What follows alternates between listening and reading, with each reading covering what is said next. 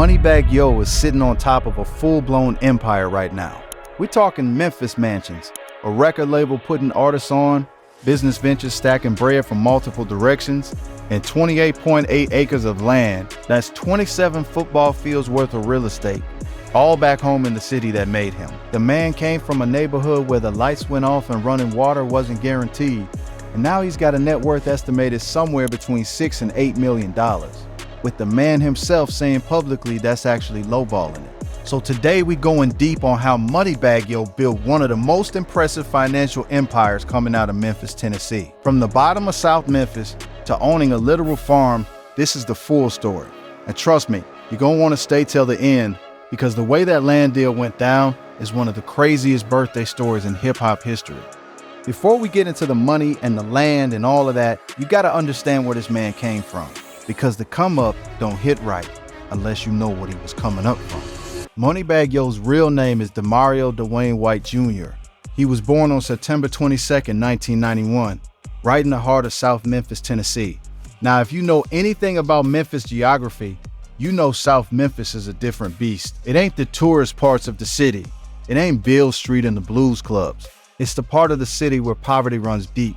Resources are scarce, and the streets are as real as it gets. Demario grew up with a single mother who was doing everything she could to hold things together for him and his two younger brothers. And when I say things were tight, I mean tight for real. He's spoken in interviews about growing up in conditions where the electricity would get cut off, running water was something you couldn't always count on, and putting food on the table was a daily battle. That wasn't an exaggeration for clout. That was just life. And look, it's easy to hear that kind of backstory and think it's just a standard rap narrative everybody uses to set up their come up. But with Moneybag, it hits different, because you can trace the through line from that poverty directly to the decisions he made with his money the moment he started getting it. The community center plan for the land, the rental properties back in Memphis, the mansion in the city he grew up in. Every single one of those moves is rooted in what it felt like to not have those things. He ain't forgot. What kept young Demario going was music. He gravitated toward hip-hop early, and the artists he was listening to weren't random. He was locked in on Yo Gotti, Boosie Badass, Juvenile, and Future. These were men from similar circumstances who had turned their reality into music and made it out, and Demario paid attention. In interviews, he's talked about how he was captivated by everything about their lives and their ambition. The music wasn't just entertainment to him, it was a blueprint. It was proof that somebody from where he was from could actually make it. He started rapping in high school, working on his craft, trying to find his lane. But like a lot of kids from tough neighborhoods, school wasn't sustainable when survival was the priority. He ended up dropping out in his senior year, not because he wasn't smart, but because the pressure of life outside the classroom was too heavy. He had people to feed, including his own children, because Bag became a father young. That responsibility pushed him harder. But it also meant he needed income fast. He tried different things to make ends meet, and the streets were right there offering what looked like the quickest route. He wasn't the first kid from South Memphis to go down that road, and he wouldn't be the last. But even while he was navigating all of that, he never stopped rapping. He saw how much a rapper could make per show, sometimes $20,000 a night for somebody with a buzz, and that number stuck with him. That was the target. Music was going to be the way out, or he was going to grind until it was. And what separated him from a lot of dudes in his position was that instead of spending whatever money he was touching on chains and cars, he was pouring it back into studio time, into the quality of his music, into pushing his brand. He was treating the rap career like a business before it was even making real money yet. That mentality is ultimately what got him to where he is. In 2011, Demario dropped his first official single called F You Pay Me. It was raw, it was direct, and it was autobiographical in the most honest way. The song was basically a mission statement. A kid from the bottom saying he was ready to collect what the world owed him. It didn't blow up overnight, but it got him in the habit of putting music out, which is ultimately what separates the ones who make it from the ones who don't. Over the next few years, he went on a mixtape run that was relentless. From Day Block to Day Booth, October 20th. Relentless, all gas, no brakes. ELO, project after project. He was out here building a fan base in Memphis and starting to make noise in the underground hip-hop world. These weren't major label releases with big marketing budgets behind them. This was grassroots, boots on the ground, word of mouth rap, and he was getting better with every tape. The features he was pulling in were getting bigger too. Names like Quavo, Young Dolph, Lil Durk, and Yo Gotti himself were all popping up on his projects during this stretch. That wasn't accidental. He was strategic about who he was aligning himself with, and those relationships were paying dividends. The name Moneybag Yo came about after he heard the phrase in a Yo Gotti song and it resonated. The name fit the mission. Someone who was about that bread, who was laser focused on securing the bag no matter what. That identity became the brand, and the brand started gaining traction. But the tape that truly changed everything came in 2016. He dropped a project called All Gas No Brakes, and the name turned out to be prophetic. That project caught the ear of somebody who would go on to become not just his business partner, but his mentor, Yo Gotti himself. Now here's where the real turning point happens. Yo Gotti, one of Memphis's biggest rap success stories, the founder of Collective Music Group, a man who had already built his own empire from the streets of North Memphis. He heard what Moneybag was doing, and he wanted in. And this is actually a complicated dynamic, because Gotti is from North Memphis and Bag is from South Memphis. If you know Memphis, you know those two sides have a long history of tension between them. There are real street politics involved, and when Moneybag decided to sign with Gotti's CMG label, some people from his side of the city saw it as crossing a line. It caused friction. It caused beef. Dudes he had worked with before suddenly had smoke for him. That's not a small thing to navigate, especially when you're still coming up and trying to maintain your credibility in the streets. But Moneybag saw the bigger picture. He saw a man who had navigated Memphis, built national recognition, signed to major label distribution, and created a whole infrastructure around himself. That was the model. And Yo Gotti reportedly came to the table with a $200,000 signing bonus up front. For a kid who grew up with the lights off in South Memphis, that was the kind of number that made the decision simple. So in October of 2016, Moneybag Yo officially signed to CMG with a joint distribution deal through Interscope Records. And almost immediately, the trajectory changed. In 2017, he dropped Federal 3X, his first major label project, and it debuted at number 5 on the Billboard 200. Number 5. That's not a slow build, that's a launch. And it wasn't a fluke either. He followed it up with a joint project with NBA YoungBoy called Fed Babies, then dropped Too Heartless in 2018, which also cracked the top 20 of the Billboard 200. That same year, 2018, he dropped his debut studio album Reset, which peaked at number 13 on the Billboard 200 and featured names like J. Cole, Future, Kodak Black, and Kevin Gates. Just 3 or 4 years after barely getting his music heard outside of Memphis, Moneybag Yo was now sharing track lists with some of the biggest names in the game. And through all of this, he wasn't just stacking rap money. He was watching how Yo Gotti moved. He was studying the blueprint. Let's talk about how this turned into real sustained wealth, because that's the part that separates the rappers who blow up from the ones who build something. Moneybag's biggest commercial moment came in 2021 when he dropped The Gangsta's Pain.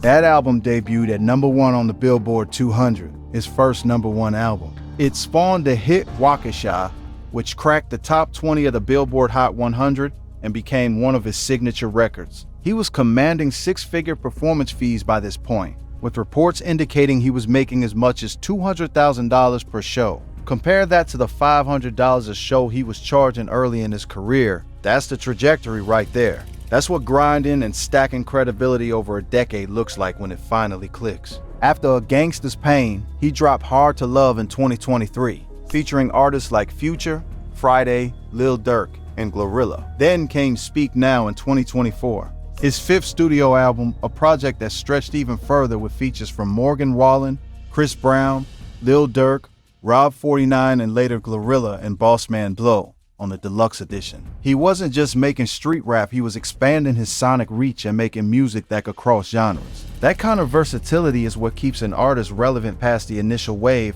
and continues to bring in new listeners and new revenue.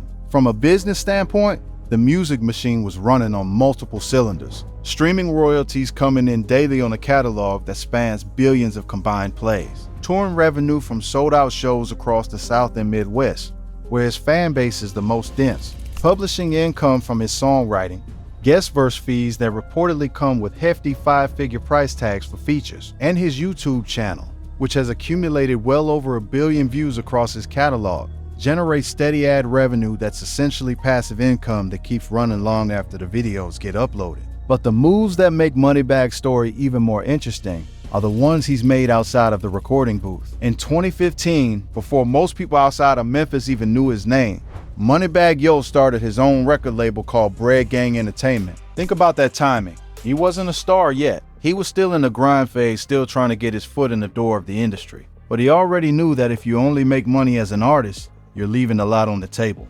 He saw that in Yo Gotti. Gotti wasn't just a rapper. He was a label head, an executive, a boss who collected from multiple streams at once. Bread Gang started as a movement, a brand identity and a crew before it became a full label operation. The name itself came from that Yo Gotti song he'd heard years earlier, and it perfectly captured the mission. Get the bread, stack it, build. Once Moneybag's national profile rose, Bread Gang grew with it. The label now operates as a joint venture with CMG and Interscope Records, which means Bag isn't just an artist on those deals. He's got an executive seat at the table. He profits not just from his own music, but from the success of every artist on his Bread Gang roster. Right now, that roster includes rising Memphis artists like YTB Fat and Big Homie AG.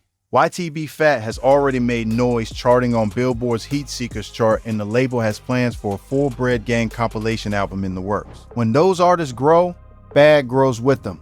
That's how executives build wealth. They multiply themselves through their artists. He also has a strategic partnership with 10K Projects under the Warner Music Group umbrella, further expanding the label's distribution reach and commercial muscle. The CEO of 10K Projects has been publicly vocal about believing Moneybag Yo is one of the most exciting forces in hip-hop right now. That kind of industry cosign at the executive level does more than just boost the ego. It opens doors for more deals and more money. And one of Bread Gang's signees, YTB Fat, has already shown he can move on a national level, which only adds to the label's credibility and Bag's value as an executive. He's not just signed artists to sign them. He signed Memphis artists who carry the same DNA he does, the same hunger, the same grind ethic. That authenticity is what makes Bread Gang more than just a vanity label.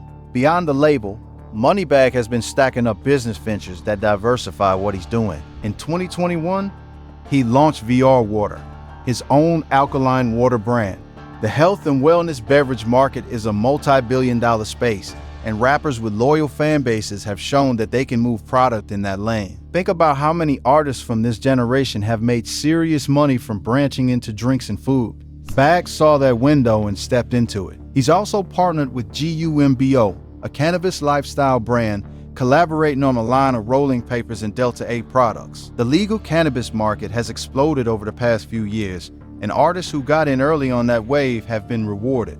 In terms of brand partnerships, he's worked with major names including Puma, Fashion Nova, Luke Belaire, Rockstar Energy, and Ethica. These aren't just one-off placements. They're deals that come with upfront fees and sometimes back-end arrangements tied to sales. And his clothing line, Bread Gang Apparel, gives fans a direct way to spend money in his ecosystem.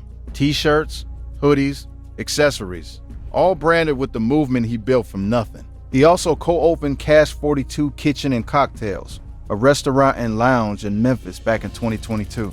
That venue quickly became a popular nightlife spot in the city. Restaurants are notoriously difficult businesses, but for someone with a major name in a city, they can work as both a revenue stream and a community anchor. Moneybag has since stated he's no longer connected to the establishment, but it speaks to the ambition he had to put something back in Memphis that people could actually go to and experience. The fact that he even went there shows the mindset.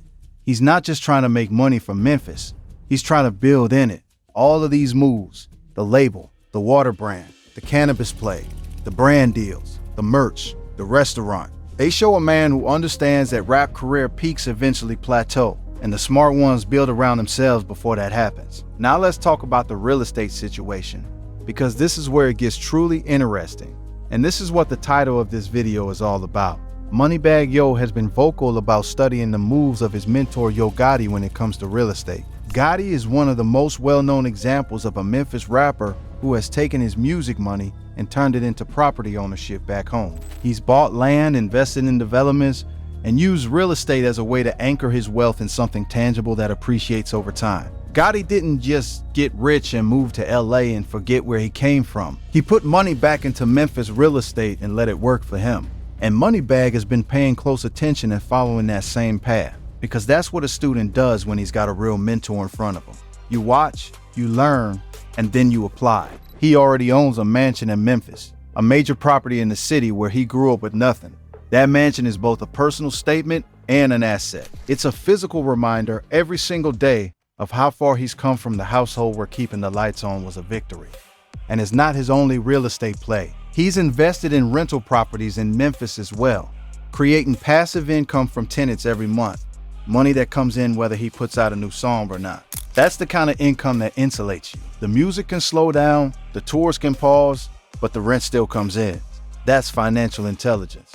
But the move that really made headlines, the one that had everybody on social media talking, happened on his 30th birthday in September of 2021. September 22nd, 2021. Moneybag Yo turns 30 years old. He's already at the top of his game. A Gangsta's Pain had just dropped earlier that year and hit #1. He's on the cover of magazines, he's selling out shows, he's one of the biggest names in Memphis rap history. His then girlfriend Ari Fletcher, social media influencer, entrepreneur, one of the most recognizable women in hip-hop culture, she decided to give him a birthday gift that nobody saw coming. She bought him 28.8 acres of undeveloped land right there in Memphis, Tennessee. 28.8 acres, she posted photos on Instagram from the property, a massive undeveloped plot near a residential area, and she captioned it with words that went viral immediately. She wrote, "What do you buy someone that has it all? The gift that keeps on giving. I've bought you a lifetime of income, literally. Generational wealth. 28.8 acres, baby. I love you. Happy birthday. The deed is yours. The deed is yours. Paid for. No payments, no liens. Just 28.8 acres of Memphis real estate, free and clear." Moneybag responded on Instagram, and his reaction was everything. He wrote, "Not gonna lie, I ain't expect no gift like this. 28.8 acres, 27 football fields worth of land. You gave it fast show. I love you. Time to start building and make more millions." He also posted a video walking the property, looking around at the open land and saying, "All this stuff mine back here? That's crazy." Now let me give you the visual on this so you really understand the scale. 27 football fields worth of land in Memphis, his hometown, the city where he grew up with no running water. That land is not just sentimental, it's a real income-generating asset. You can develop it, lease portions of it for agricultural use, build on it, subdivide it, create housing on it. The possibilities on 28.8 acres are enormous. Ari Fletcher wasn't just giving him a nice gift. She was putting serious generational wealth into his name, and she understood what she was doing. She called it a lifetime of income, not just a birthday present. That framing matters. That's somebody thinking about legacy, not just the moment. And when people online started giving opinions about whether it was appropriate to buy your boyfriend land like that, both of them fired back. Ari went on Twitter and said, "Y'all don't know the half of what he does for me mentally or financially. I've never felt so safe, loved, spoiled, and happy with a person." And Moneybag simply tweeted, "Love is love. Mind your business." Facts on both counts. On top of the land, that same birthday, he was gifted $1.5 million in cash from two key members of his team, Yo Gotti and the founder of Endless Entertainment, another label Moneybag has been associated with. He posted it on social media too, writing, "1.5 million in cash. I don't know what to say. Appreciate y'all. Best bag day ever." That birthday wasn't just a celebration. It was a transfer of generational assets. But here's the part that really tells you who Moneybag Yo is as a person. What he said he was gonna do with that land. About 5 weeks after his birthday, he posted on Twitter, and the message was short and simple. "First thing I'm putting on my land is a community center for my hood. A community center."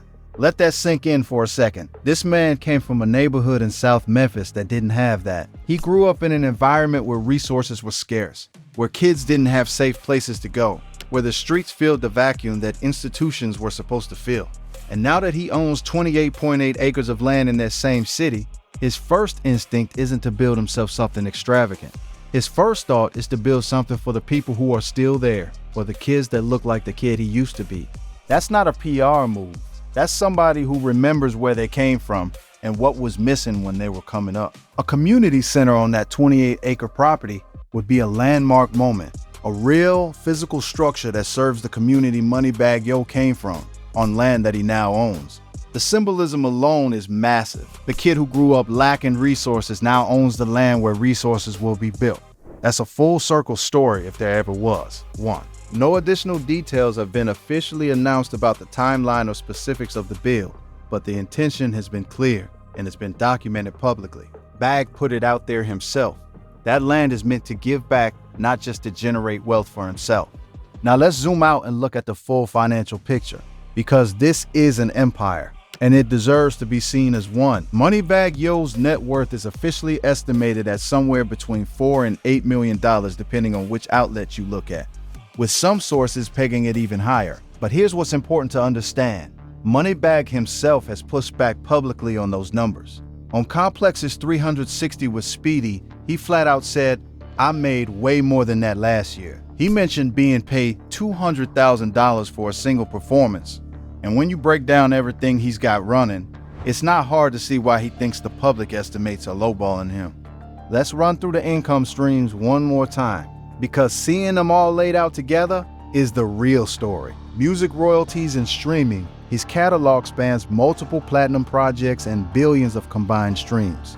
Even at conservative industry rates, that catalog is generating tens of thousands of dollars every single month passively. That money doesn't sleep. Every time somebody hits play on Wokeisha or Said Some or Time Today, the meter runs. Touring. He's one of the biggest draws coming out of Memphis and the South in general. He commands between $150,000 and $200,000 per performance now. He came up charging $500 a show.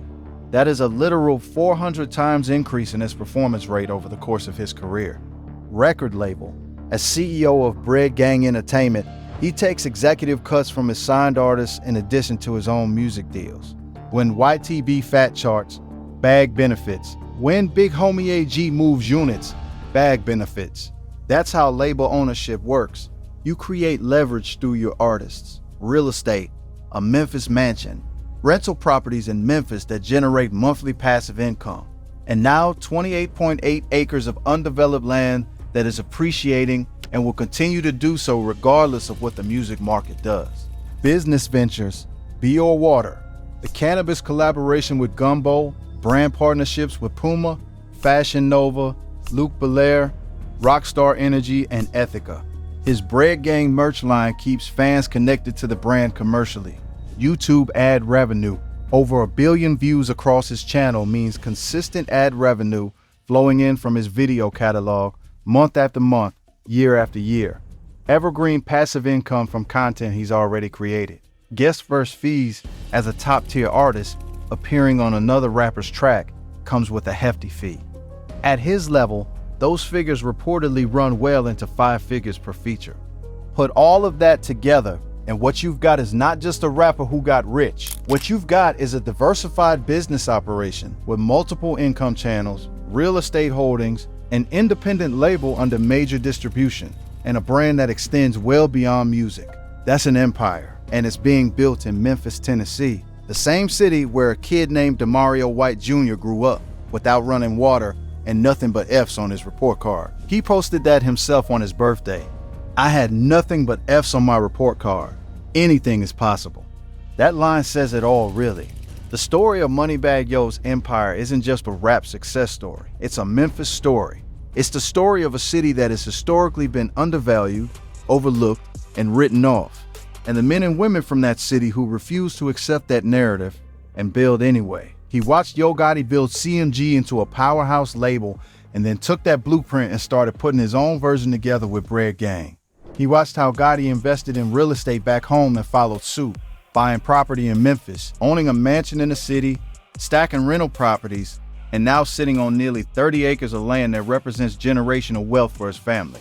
He took notes, and he put in the work to be in a position where those notes could become action. The 28 acres is the part that really captures everything about where Moneybag is right now. It's agricultural-sized land in the middle of an urban come-up story. It's somebody gifting you a lifetime of income. It's a man who grew up with nothing, deciding that his first move on that land is to give the community something it never had. That's not just smart financially, that's a man with perspective. A man who hasn't lost the plot even as the numbers got bigger. Whether you're a fan of the music or not, the financial architecture Moneybag Yo has built is genuinely impressive. From a kid in South Memphis who couldn't keep the lights on, to a label CEO with a real estate portfolio, a farm, a mansion, a water brand, and a net worth that he himself says is way higher than what's reported.